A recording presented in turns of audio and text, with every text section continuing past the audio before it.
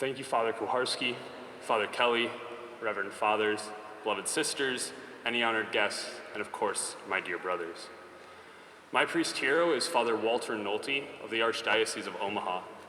Now, some of you may know Father Nolte through his assistance at Broomtree Retreat, our second-year retreat.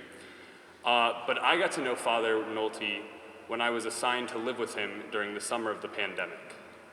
And there are many things that I admire about him, many things I'd hope to imitate in my priesthood, God willing, but there are two I would like to highlight specifically. And the first is his abandonment to the will of the Father. I find this in almost any interaction with Father Nolte, but I'll pick two specifically to start out with. First, me and another seminarian, when we were assigned to this parish, were dealing with some turmoil, some trouble. And we came to him and we simply laid out our problems we were having, and with a fatherly care, he handled it all, and we were just hanging out afterwards. And the other seminarian simply kind of chuckled and he goes, "Father, could you ever have imagined that you would have two seminarians assigned to your parish this summer?" And he simply goes, "Yes." And we're like, he goes, "The Lord told me so." And I go, "What'd you do with that?" He goes, "I finished the basement, I only had an extra bedroom." The second one is when this last summer, he hosted what, to my recollection, might be one of the first priest healing retreats in our diocese at his parish. And I was talking to him about it, and he was super excited, and I was like, "Father, what really motivated you to do this?" I was like, what was it just on your heart? And he's like, "Yeah." And I go, "Really, whose heart, the Father or yours?" And he's like, "Both." And so this really exemplifies for me just his total abandonment and unifying his own will with the Father. And it's something that's absolutely beautiful for me. The second point I would like to highlight is his lightheartedness and his fatherly presence to the people at his parish. He's told me numerous times about the many school visits he encounters, or the times he goes over to dinner at people's houses, and how he's interacted with them.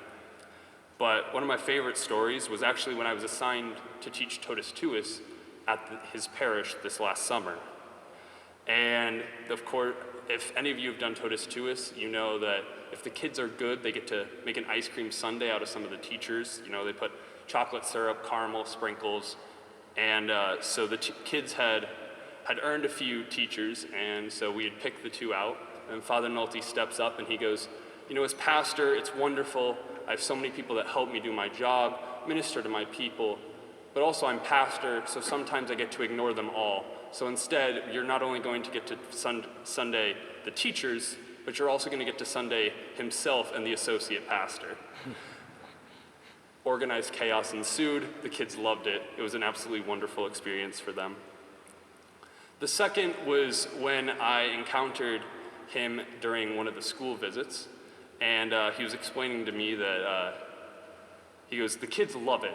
They love to see the priest coming into the classrooms to really teach them about the gospel." And of course, I had sat in on some of the classes that he had gotten to teach.